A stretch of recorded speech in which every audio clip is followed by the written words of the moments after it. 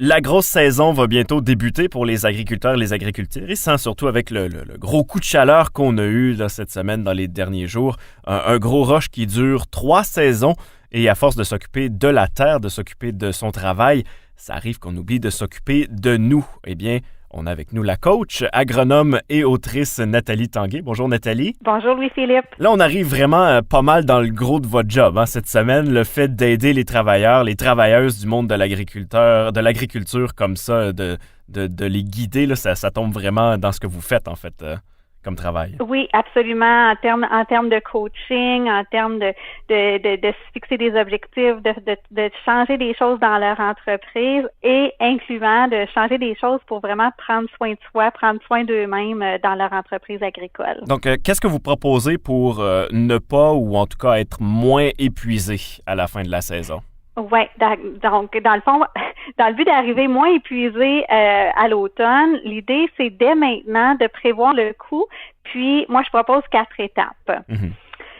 Alors la première étape que je propose, c'est d'abord et avant tout de prendre conscience des comportements qui nous mènent à l'épuisement. Donc est-ce que j'en entreprends trop? Est-ce que je délègue pas? Est-ce que je veux tout faire moi-même? Puis est-ce que vraiment j'oublie de prendre du temps pour moi? Donc ça, c'est la première étape. Est-ce que souvent ça se trouve plutôt à être ça, un désir de ne pas vouloir demander de l'aide, de vouloir tout faire soi-même? Ça peut venir de quel... Ben parfois, on n'a tout simplement pas ces ressources-là, puis on se met pas nécessairement en action pour trouver les ressources qu'on a besoin. Mm-hmm. Parfois, on a de la difficulté à demander de l'aide, mais souvent aussi, on oublie tout simplement de se donner la permission de prendre soin de nous-mêmes. Donc, il y a des axes différents. Ça dépend de chaque situation. Et une fois que c'est fait? Donc, dans le fond, une fois qu'on a pris conscience des comportements qui nous mènent à l'épuisement, ben là, on se fixe un but qui est clair. Donc, qu'est-ce que moi je veux à l'automne prochain? Là? Au 31 octobre, là, plutôt que me sentir épuisée, ben qu'est-ce que je souhaite? Est-ce que je souhaite me sentir bien, avoir une bonne énergie mentale et physique? Donc, de le définir dans nos mots à nous, là. Comment on veut se voir rendu à l'automne, à fin octobre ou à la mi-novembre? Là? Et on se pose pas de questions comment, là. On se dit juste, à la fin de la saison, je veux ça. Oui, c'est ça. Donc là, dans le fond, on visualise ce qu'on veut. Ensuite, on arrive à la 3e étape, c'est comment je vais faire pour y arriver à ça. Donc, si j'ai tendance à arriver épuisée parce que je dors pas assez, bien, je peux me mettre comme moyen, comme action que régulièrement, je vais prendre le temps de faire une sieste. Ou peut-être j'ai déjà fait de la méditation, j'ai arrêté d'en faire, je vais inclure ça dans mes routines. Peut-être que prendre soin de moi, c'est de faire du sport. Donc, je veux m'assurer d'inclure des randonnées à vélo pendant l'été. Peut-être que je vais trouver des gens à qui déléguer certaines de mes tâches. Donc c'est ça. Là, je définis mes moyens pour y arriver, pour atteindre mon but. Et OK, si ça c'est la 3e étape, ça se trouve être quoi la 4e dans ce cas-ci? En fait, la 4e étape, c'est l'étape de définir pourquoi. Pourquoi je vais respecter ce but-là. Donc, définir mon grand pourquoi je veux mettre en action les moyens que j'ai définis. Et en fait, donc, ça peut être, c'est parce que je veux être plus patient rendu à l'automne. Donc, en étant plus patient à l'automne, mes relations vont aller mieux avec ma famille. Ça peut être, je vais être fière de moi, je vais avoir repris du contrôle sur ma vie.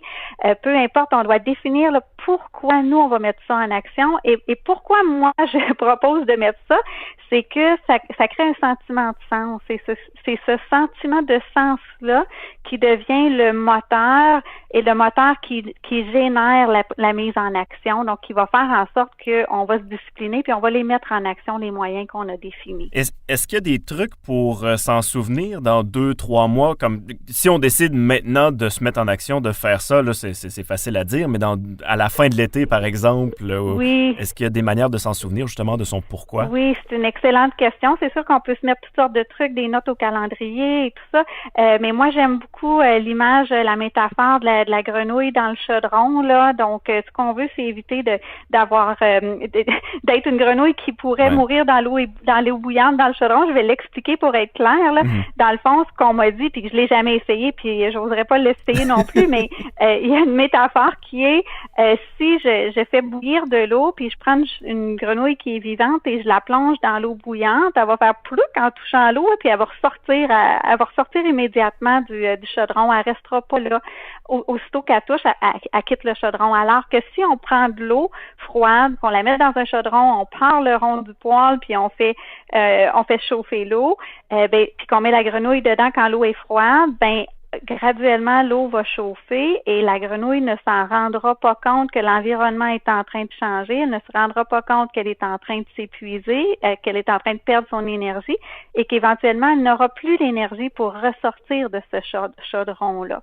Donc, cette image-là, pour moi, c'est vraiment l'image que j'utilise pour aider les gens à se conscientiser, d'être prudents par rapport à oublier de prendre soin de soi parce qu'éventuellement, on peut se retrouver dans une situation d'épuisement où on va avoir vraiment de la difficulté à remonter la pente et à revenir bien. Donc, aussi bien tout de suite se fixer des buts pour vraiment bien passer au travers de la saison cette année, puis arriver en forme et avec de l'énergie à l'automne prochain. Si on ne fait pas attention, on s'adapte à la misère, en fait. Là. Si je vais dans le très, très simple et très direct, là.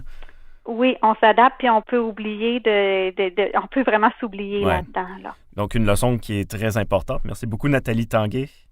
Je vous remercie. C'est moi qui vous remercie. Nathalie Tanguay, encore une fois, qui est agronome, coach et autrice du Manuel du bonheur en agriculture. Vous pouvez écouter les capsules précédentes sur le radio-acton.com dans l'onglet Bye Bye Boulot.